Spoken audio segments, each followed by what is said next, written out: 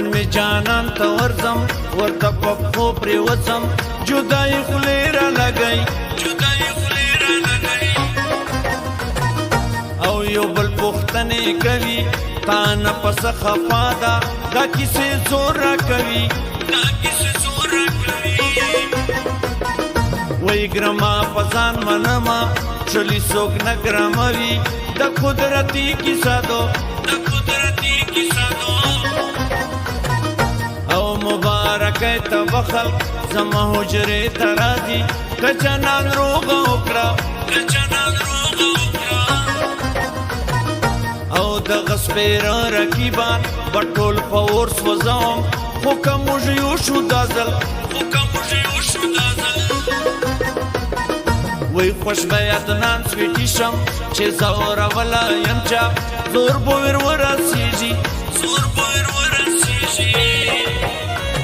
زکشلا وخت په ما سره په څنګ کې چې جانانو زکشلا وخت په ما سره په څنګ کې چې جانانو رقیب مو پاینتسی خو مو ګټلا پتاوانو رقیب مو پاینتسی خو مو ګټلا پتاوانو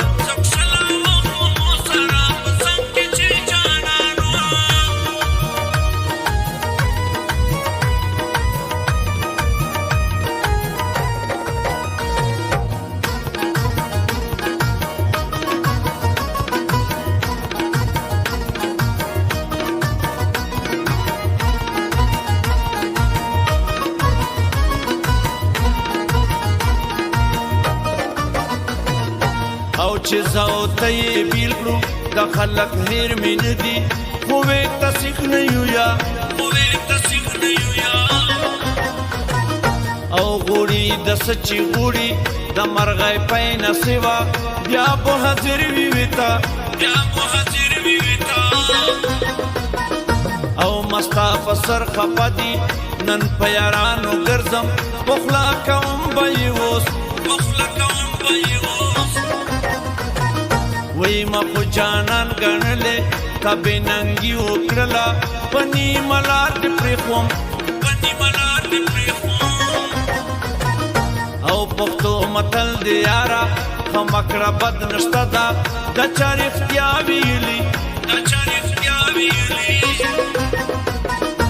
او رقیب درشن کوي مسکه لغړو ما وای چې دې تس تکلیف دا نند یار حجرې ته ننواتې ورولم خلکه نند یار حجرې ته ننواتې ورولم خلکه یارانه خفه ده نن به یار پخلا کوم خلکه یارانه خفه ده نن به یار پخلا کوم خلکه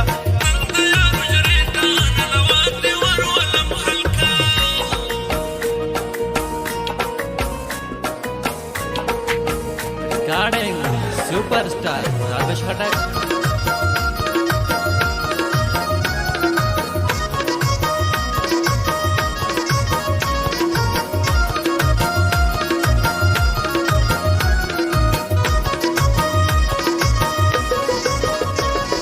وای د خلق د مونسیزي زپو پیش دومره برداشت کوي مونشي او کلا نکلا فن گئی یارا بدی مینا کے خودے موینے وچائے دلجر سانگ تا خوشا زس کی ساتھ کوم مہربانی بدیوی او دغه خرستر گرکی یو زالی پڑ کراتا چھ بیا نیغ نکیجی وی غم بیایی وی تمکرا سرداد نان سارشا هر سبو 20-30 وی گاد نان سویٹی یوزل جوڑ د جانان سارشم گلاب جمال بویشم